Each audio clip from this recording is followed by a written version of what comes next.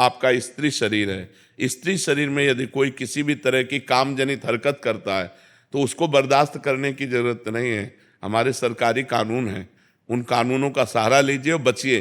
पहली हरकत में ही उसको दंड देने का विधान कीजिए, दूसरा कदम बढ़ाने की कोशिश ना होने पावे। ये अध्यात्म को समझिए। अध्यात्म का आंतरिक विषय अलग है और बाह्य विषय अलग है। व्यवहार का विषय, जैसे आपका स्त्री शरीर है और आपको कोई छेड़ रहा है, आप कह दो क्षमा, तो दूसरी बार पकड़ लेगा वो आपको।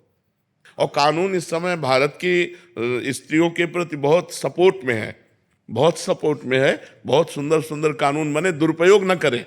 लेकिन अपने प्रति अगर कोई ऐसा अक्षम्य अपराध करने की सोचे तो उसको रास्ता ना दे, क्योंकि आजकल राक्षसी बुद्धि बढ़ रही है, बच्चियों के प्रति बड़ा क्रूर स्वभाव बन रहा है। हाँ, तो हमारा बिल्कुल पहले कदम में ही, पहली दृष्टि में ही आप तुरंत कानून का सहारा लो और उनको दंड दिलवाओ।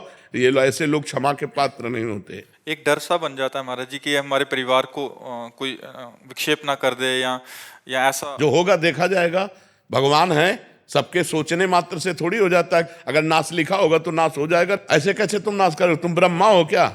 तुम भगवान हो क्या? देखेंगे हम। बिल्कुल डरपोक नहीं बनना चाहिए, बिल्कुल हिम्मत रखना चाहिए। देखेंगे अगर हम ऐसे हो, देखो बिल्कुल बिल्कुल फिट तैयार रहना चाहिए। मरना जिस दिन है उसी दिन मरेंगे, लेकिन इसके बीच में तुम हमको हस्तक्षेप करोगे, बिल्कुल कड़क रहना चाहिए। और अगर ये जरा भी इस तरह का कि एक दो लोग हैं हस्तक्षेप कर रहे हैं तो किसी तरह बचकर निकलना चाहिए और इसके बाद फिर सरकारी सहयोग लेकर के अपने बचाव पक्ष को रखना चाहिए। ये समाज अब ऐसा नहीं क्षमा करने लायक। अब नए नए बच्चे बहुत उद्दंड होते चले जा रहे हैं, बहुत उद्दंड।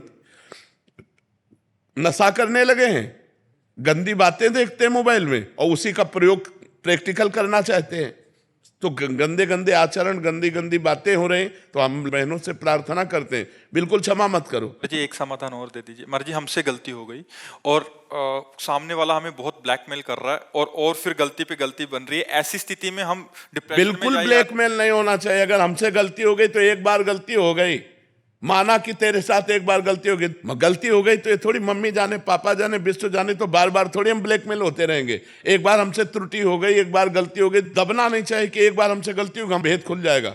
महाराज जी, मेरी 17 साल की बेटी है जी, वो जैसे एक्टिवा पे जाती है, वो मुझे घर आके बोलती है मम्मा पापा की उम्र के हाँ भी ऐसे गलत बिल्कुल नजर से बिल्कुल देखते हैं। बिल्कुल बिल्कुल बिल्कुल नहीं। आजकल उम्र करने सबकी बुद्धि भ्रष्ट है। जो भगवान से बिलग है, जो धर्म से बिलग है, जो अध्यात्म से बिलग है, भरोसे लायक नहीं 80 वर्ष का भी। इसलिए आज का जो समय है, अध्यात्म से जो जुड़ा नहीं है, जो अध्यात्म से जुड़ा नहीं, अध्यात्म से जुड़ा है तो देखो ये बच्चा है, ये रो के कह रहा मेरे से गलती, गंदी बातें अंदर आती है।